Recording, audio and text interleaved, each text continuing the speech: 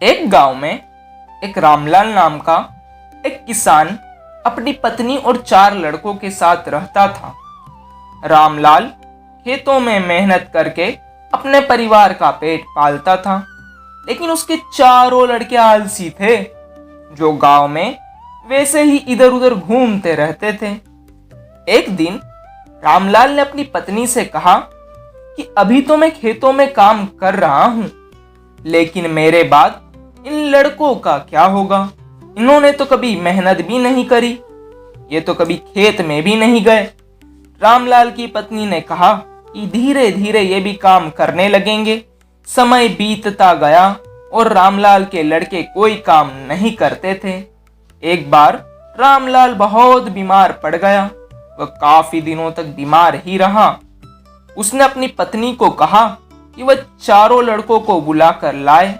उसकी पत्नी चारों लड़कों को बुलाकर लाई। रामलाल ने कहा, लगता है कि अब मैं ज्यादा दिनों तक जिंदा नहीं रहूंगा। रामलाल को चिंता थी कि उसके बेटे उसके जाने के बाद क्या करेंगे।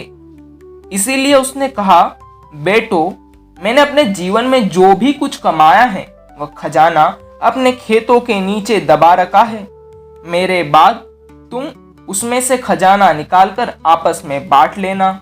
यह बात सुनकर चारों लड़के बहुत खुश हो गए। कुछ समय बाद रामलाल की मृत्यु हो गई।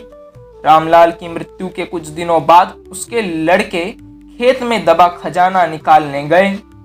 उन्होंने सुबह से लेकर शाम तक सारा खेत खोद दिया, लेकिन उनको कोई भी खजाना नजर नहीं आया। लड़के घर आकर अपनी माँ से बोले, माँ, पिताजी ने हमसे झूठ बोला था, उस खेत में हमें कोई खजाना नहीं मिला।